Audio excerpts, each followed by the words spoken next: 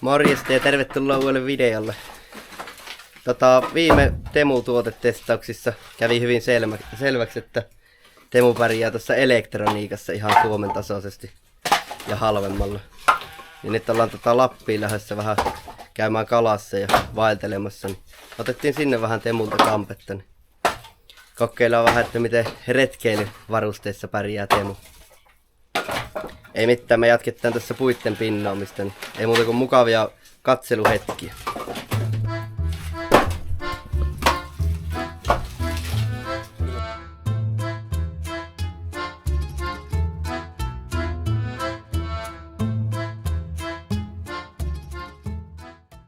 Joo, siinäpä olisi vähän Temu-pakettia. Ei mitään, lähdetään aukomaan ja katsotaan mitä sieltä löytyy.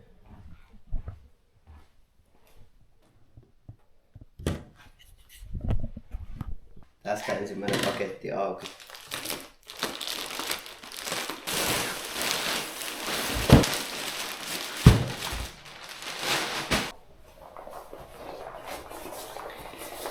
Kahluhousut vaikuttaa hyvin, tosi laadukkaan oloset ja tyylikkäät. Mulla on ollut näitä Motonetin 30 MTX Fishingin kahluhousuja monet. Mut nää kyllä kauaa kesti. Nää on aika paskat. Nää Temun kahluhousut. Nää oli muistaakseni 40. Nää on vähän kalliimmat kuin nuo Motonetin housut. On nää kyllä paremman olosetkin. Pitää vielä testata miten hyvin pitävät vettä. Ja kestävät käyttöön. Sitten lepotuoli. Näitä otettiin muutama kappale. Aika tämmönen pikkunen, kompakti. Kyllä tää kestää istua ihan tukevan tuntun. Justi ehkä tölkki tuohon soppiin. Varmaan ihan asiansa ajia. Ihan varmaan tuoli siinä missä muutkin.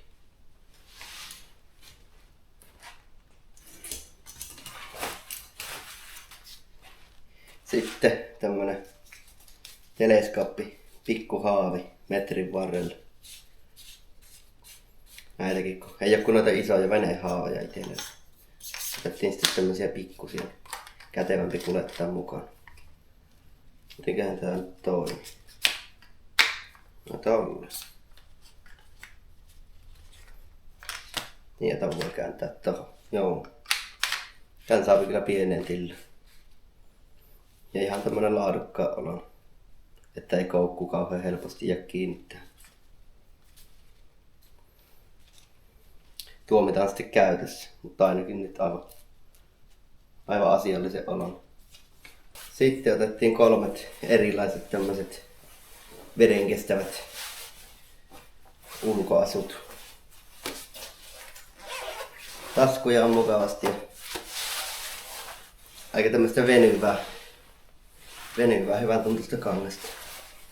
Mukavat päällä, tyylikkäät. Ei moitittavaa, ei löydy mitään laatupoikkeamaa. Vaikuttaisi aivan asiallisille. Näissä on varmaan niinku iso ero Suomen tuotteisiin näissä vaatteissa. No mä laitan videon loppuun näiden hinnat ja paljonko ne poikkeaa Suomen hinnasta. Täällä on ihan tämmönen fliisevuori. Ja nää oli softsellitakki. Sitten otettiin makupusseja 3 kappaletta. Ihan tämmönen aika saman näköinen kuin mitä me lyö Tokmannissa ne halvimmat. Saapi tosta auki ja levitettyä peitoksi. Ei mikään kauhean paksua. Ei tarvitse kesällä ollakaan. Tätä ei varmaan voi oikein testata vasta sitten kun tähän menee nukkumaan. Koitin löytää tältä etikettiä. Etiketistä pitäisi aina katsoa, että siellä ei ole varuksia. Miespuoliset katsojat tietää. Jos on naispuolisia katsojia, niin kysykää joltain miestutulta, mitä se tarkoittaa. Ja tästä nyt ei löytynyt etikettiä, niin en sitten osaa sanoa, että onko käyttökuntona. Eiköhän tuo. Sitten tuli kanssa teltta. Tää kanssa poikkesi tosi paljon Suomen hinnoista. Eiköhän tää toimii.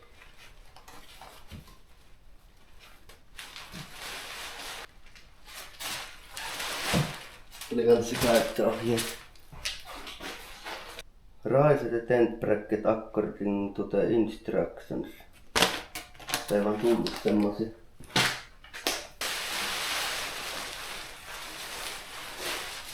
Ahaa, no hei.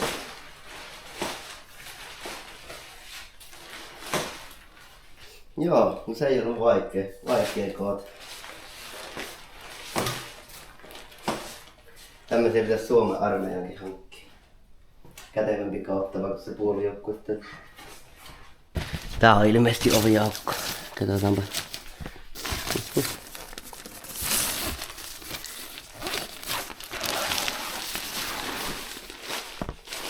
Joo. Niin ja toisella puolella on toinen ovi.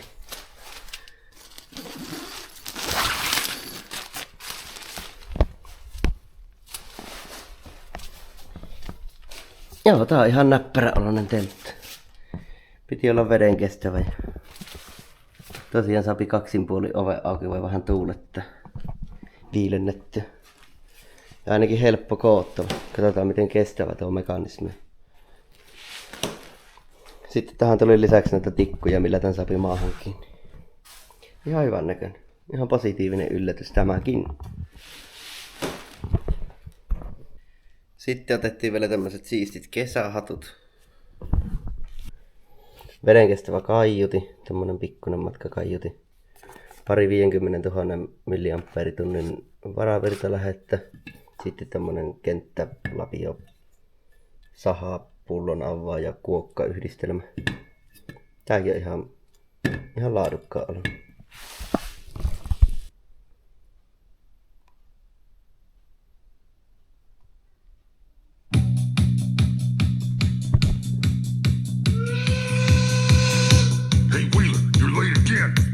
Good, this fucking job sucked a fucking dick anyway.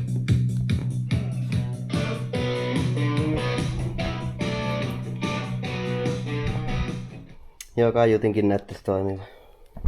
Ei mitään moitittua, vaan näistä kyllä laadun puolesta. Väittäisin, että aika lailla täsmälleen samanlaatuista kampetta kuin mitä voit Suomestakin ostaa. Katsotaan sitten vielä, että paljonko säästyttiin, että mikä on hintapolitiikka verraten Suomeen. Ja pitää ottaa video sieltä Lapista, jos mä saan luvan kuvata sille. Rakas päiväkirja.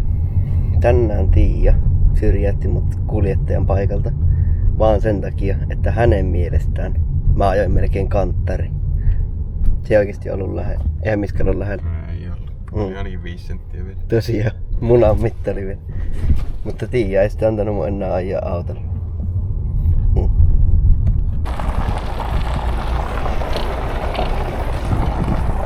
Ollaan menossa venneestä katsomaan öljyt ja...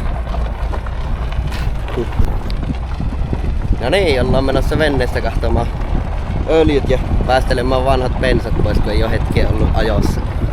Mennään käväset tossa hallilla laittaa ne ja lähdetään sitten kokeilemaan, että mitenkä vesihiihto onnistuu. Pari vuotta sitten viimeksi on kokeilu hiihtämistä. Mä olin silloin 104 kiloinen, niin en päässyt suksille. Viime kesänä sitten ei tullut hiihettyä. Nyt mä oon 90 kiloinen, niin nyt vois päästä. Pidetään peukkuja. Hyvin tolle, anna tulla. Vielä vähän niin on tasa. Nyt taitaa olla aika tasa. Hyvä. Niin 13. Joo, mennäpäs ottaa. Tuohon akku pistetään paikalleen. Päästään katsomaan perää yli. Jompaan kumpaan. Niin. Vaikka toiseen suuntaan just ekana.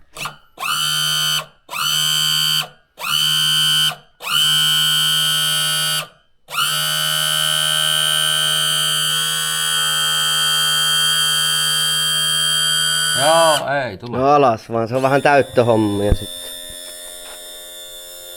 Jos tuo nyt oli kai tuo on se roppu. No niin, nyt on öljyt laiteltu. Bensaa vielä ootellaan. Päästään kokeilemaan, että kuka pääsee pinnalle ja kuka jää pohjaan. Soitetaan palokunnan. Veeti ja Miika lähti kylälle. Kyllä kai ne sanoo tulee. Siellä lämmitetään venettä. Me tässä Aaron kanssa jo jännitettiin. Kuka pääsee pinnalle? Käsi jo. Aarolla kisapaino 74. Niin. Mulla on tasan 20 kiloa enemmän. Molemmat tähätään pinnalla. Täällä kerrotaan kalatarina. Männin latvaa jäi. Hyvin on siimasatkussa. Ei mitään, kiitos kauesta. Veneessä on joku tilanne päällä, ettei ilmeisesti kytke joku pakki silmään. Käydään kastautumassa sillä aikaa. Hullustunti. No. Jääpo. Pellehypy, Suomen mestaruus. Sori. Ei oo. Kalle, tärkeä venitellä paikat kuntoon. Terve. Käsi jo. Hyvä. Ja näin. Oliko 180 astetta? 360. Tuo... Osuuko ees pohjaa? Älä noin hulluja temppuja kesken kauan. Se on vaan kausi pilalle. Jos... No niin, Pepe, kuvaahan. Parasta pellehyppykautta. Komme pommi. Pepe, kuvaa. No niin, Niilalta vielä siellä. Hop.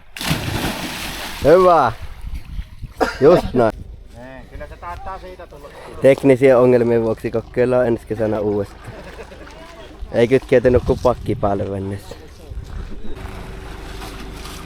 Taas jähkyy. Hyvä. Takaisin varikolle. Tässä on vielä loppuun muutama hyvä kesäkuva, mitä napattiin tässä Männäviikolla. En oikein käytä muita sosiaalisen median alustoja kuin YouTubea ja Tinderiä, niin haluaisin sitten jakaa nämä teille tänne.